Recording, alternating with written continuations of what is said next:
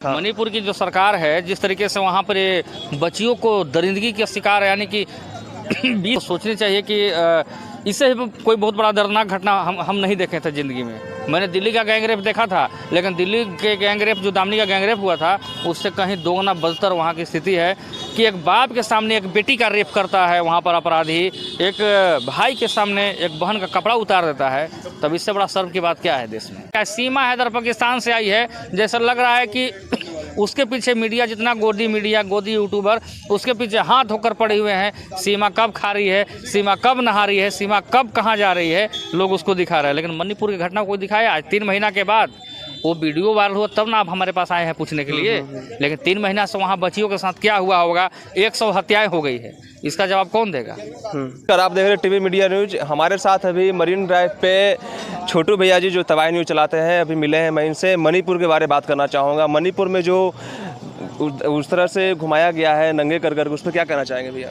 सबसे पहले TV media news को देखने वाले जितने भी दर्शक हैं, सभी को मेरा प्यार भरा नमस्कार। और भाई साहब हैं, बहुत मेहनत कर रहे हैं और काफ़ी दौड़ धूप भी कर रहे हैं, तो इनके चैनल को आप लोग सब्सक्राइब कीजिए, क्योंकि आपका तबाही आज जो कुछ भी है ऑडियंस की बदौलत है। तो भाई को भी प्यार दीजिए। अब बोलिए कि आप क्या पूछ रहे हैं? मणिपुर में जो इस तरह से नंगे करके दो लड़कियों को घुमाया गया, तो उस पर सरकार की कार्रवाई हो रही है कि नहीं हो रही, इस पर आप क्या कहना चाहेंगे? ये बताइए कि सबसे पहले बात कि सरकार तो हम लोग हैं नहीं। ये बताइए कि मणिपुर का घटना आपने देखा, हाँ। आपको कैसा फील हुआ? मुझे तो बहुत तकलीफ इस बात की हुई तकलीफ कि है, नहीं? बिल्कुल। तो सरकार को चुल्लू भर पानी में डूब के मर जाना चाहिए। हाँ। मणिपुर की जो सरकार है, जिस तरीके से वहाँ पर ये बच्चियों को दरिंदगी के शिकार यानी कि 20 लोग मिलकर 3 बच्चियों को नंगा करके प्राइवेट पार्ट को कहाँ हाथ लगा रहे हैं, उंगली लगा रहे हैं। आपको सोचनी चाहिए कि इससे कोई बहुत बड़ा दर्दनाक घटना हम नहीं देखे थे ज़िंदगी में।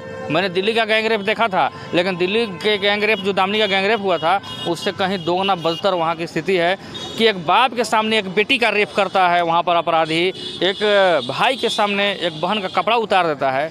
तब इससे बड़ा शर्म की बात क्या है देश में? पर यहाँ तो कहा जाता है बेटी बचाओ बेटी पढ़ाओ, फिर इस तरह से फिर भी ये सवाल आपका गलत है। इसलिए गलत है कि बेटी पढ़ाओ बेटी बचाओ, यहाँ पे बेटी को बलात्कार कराओ और दुनिया के सामने नंगा करके नचा कर दिखाओ और फिर वीडियो वायरल करो। यही सवाल का आपका जवाब है।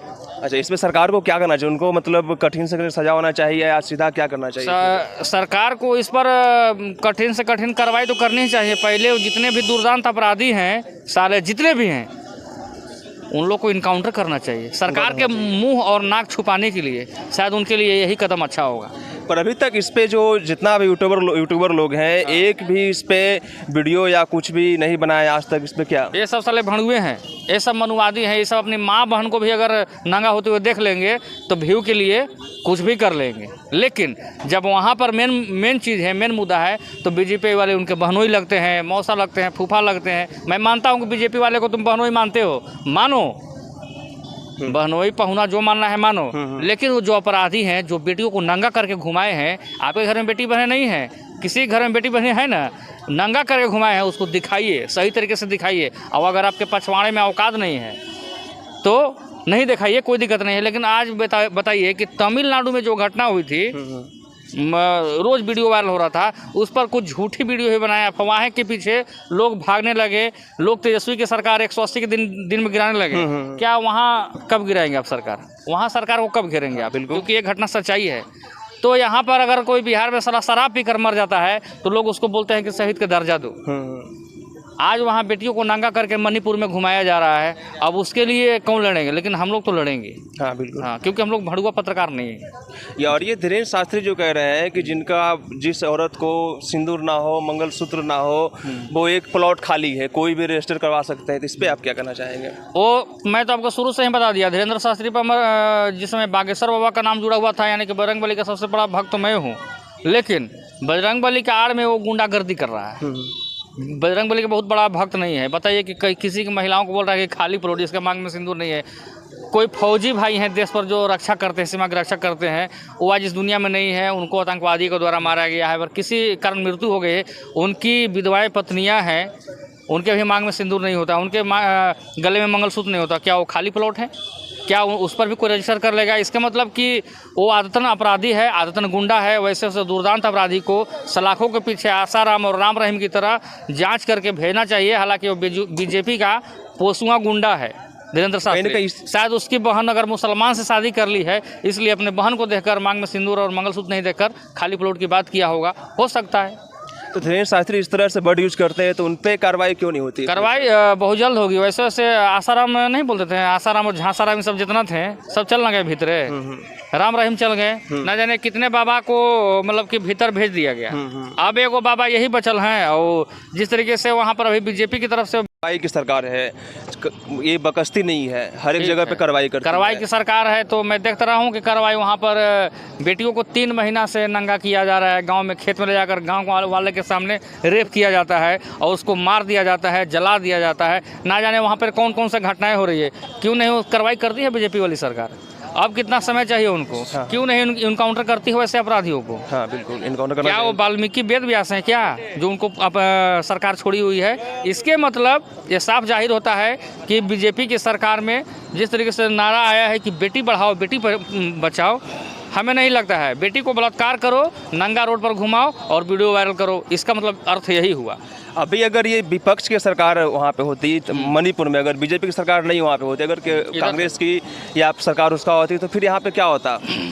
देखिए, सबसे पहली बात, मैं कोई पार्टी पर हुआ कोई विशेष में नहीं हूँ। मैं कांग्रेस का आदमी हूँ, ना मैं बीजेपी के, ना आरजेडी, ना जेडीयू, किसी का आदमी नहीं हूँ।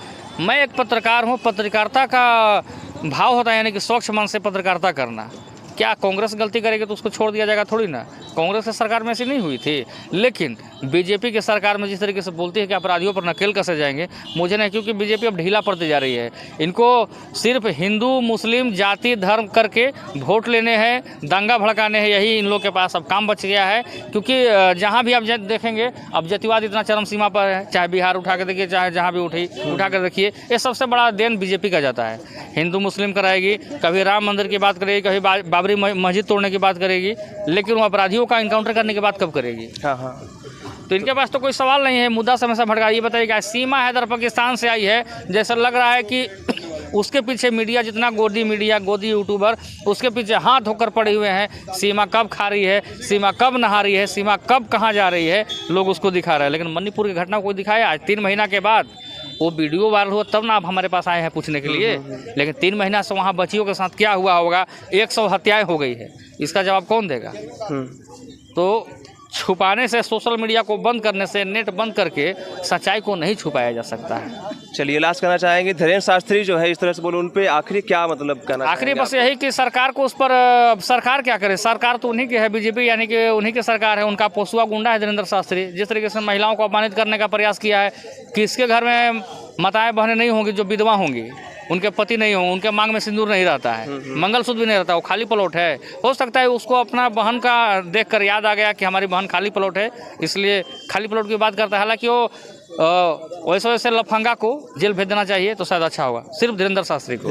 पहले तो बागेश्वर बाबा का नाम आता था, थोड़ा सा आदमी सहम रहा था कि नहीं भाई धार्मिक बातों पर नहीं किया जाए, लेकिन खाली प्लॉट समझना है इसका मतलब कि तुम्हारे भी अंदर से मन में जुनून है, तुम गुंडा हो, तुम लफुआ हो। इससे साफ यही ना होता है कि तुम गुंडा हो, तुम छोकड़ीबाज हो। वैसे चमन लोगों को जो है ना कि पिछवाड़े में बांस करके जेल भेज देना चाहिए। चलिए, बहुत बहुत धन्यवाद। हमारे साथ अभी तबाही